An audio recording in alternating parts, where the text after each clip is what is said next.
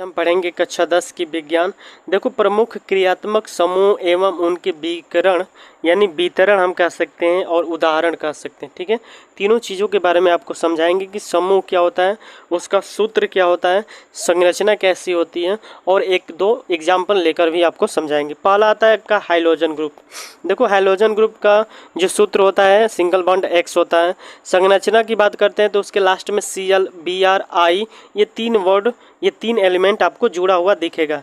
जैसे CH3Cl जिसका नाम होता है chloromethane, CH3Br bromomethane, C2H5I आयोडी ethane. ठीक है, दूसरा जो हमारे पास आता है हाइड्रॉक्सिल जिसका सूत्र होता है सिंगल बॉन्ड OH और इसका संरचना की बात करते हैं तो single bond O single bond H।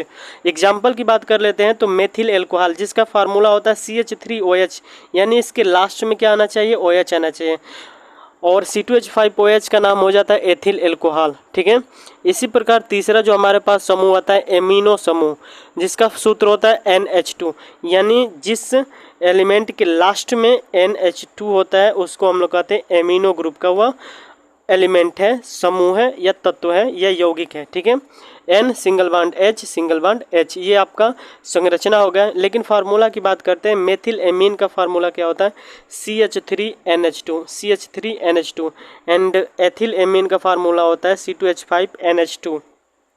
ठीक है, एक साइनो होता है जिसके लास्ट में CN शब्द जुड़ा होता है।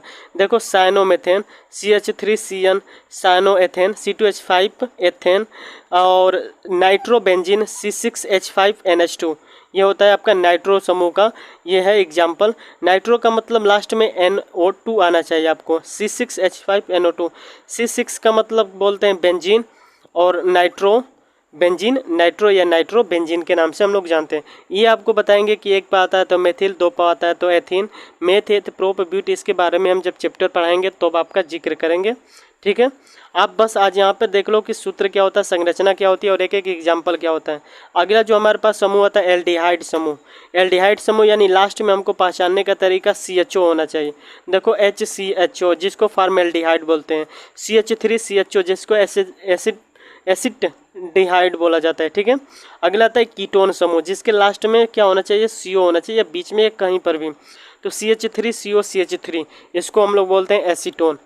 ठीक है, और आठवां जो आता है कार्बोक्सिलिक जिसके लास्ट में COOH होना चाहिए, HCOOH जिसको हम लोग फार्मिक एसिड के नाम से भी जानते हैं, CH3COOH एसिटिक एसिड के नाम से भी जाना जाता है। ईथर ग्रुप यानी क्या होना चाहिए, O।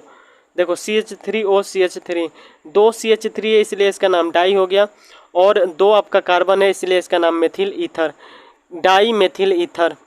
C2H5O C2H5 diethyl ether, CH3O C2H5 ethyl methyl ether. मुझे उम्मीद है कि आपको ये ग्रुप समझ में आए होंगे। अगर समझ में आएंगे तो चैनल को सब्सक्राइब और वीडियो को लाइक ज़रूर करें। Thank you so much for watching this video.